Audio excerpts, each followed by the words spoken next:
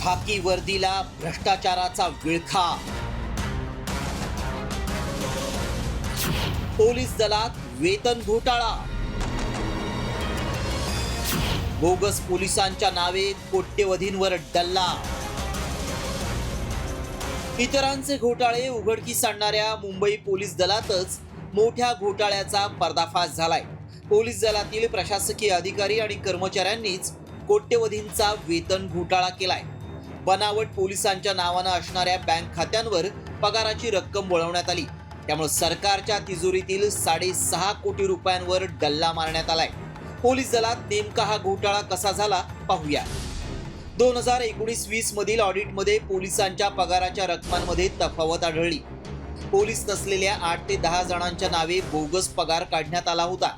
जुन्या सेवार्थ प्रणालीतून नवीन प्रणालीत डेटा स्थलांतरित करताना हा गैरप्रकार उघडकीस आला।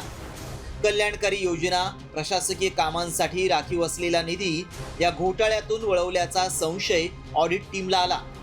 त्यानंतर ऑडिट टीमकडून आर्थिक अनियमिततेचा सविस्तर अहवाल वरिष्ठ पोलीस अधिकाऱ्यांना सादर करण्यात आला। ज्यानंतर मुंबई पोलीस दलात 6.5 कोटींचा वेतन घोटाळा झाल्याचं समोर आलंय। या प्रकरणी आता समतानगर पोलीस ठाण्यात 5 अधिकारी आणि कर्मचाऱ्यांवर गुन्हा दाखल करण्यात आला असून गृह खात्यातील 2 क्लार्कचं तत्काळ निलंबन करण्यात आलंय। दरम्यान महाराष्ट्रात गृह खात्यात आंधळा कारभार सुरू असल्याचा आरोप काँग्रेसचे प्रदेशाध्यक्ष हर्षवर्धन सपकाळांनी केलाय। तर या प्रकरणात चौकशीची मागणी माजी गृहमंत्री अनिल देशमुखांनी केली आहे। पोलीस कर्मचारी नसताना पोलीस दाखवून पैसे लुटणं म्हणजे या महाराष्ट्रामध्ये आता मोगलाई सुरू झालेली आहे असं म्हटल्यास चुकीचं ठरणार नाही।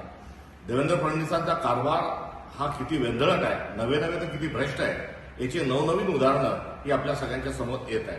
पोलीस नसताना सुद्धा त्यांना वेतन देण्यात आलं, हा प्रशासनातला प्रशासकीय ही संपूर्ण बाब आहे।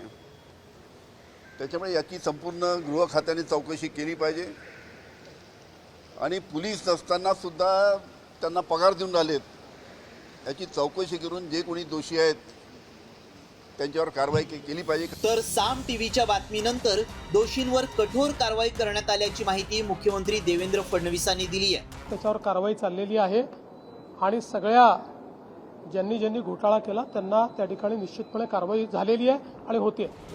यापूर्वी धुळे आणि लातूर इथंही अशाच प्रकारे कोट्यवधी रुपयांचा पगार घोटाळा उघडकीस आला होता।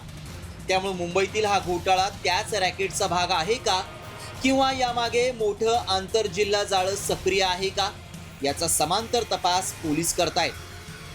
कल्याणकारी योजना आणि प्रशासकीय कामांसाठी राखीव असणारा निधी देखील यामध्ये वळवल्याचा पोलिसांना संशय आहे।